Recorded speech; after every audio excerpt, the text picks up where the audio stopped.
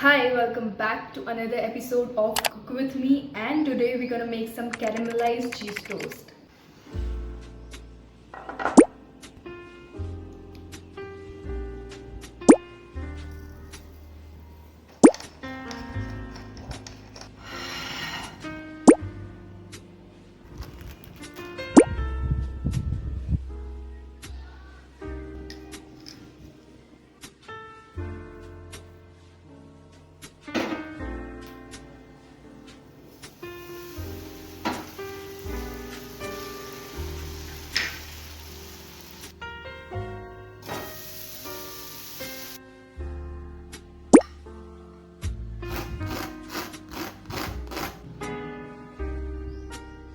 So now it's the taste test.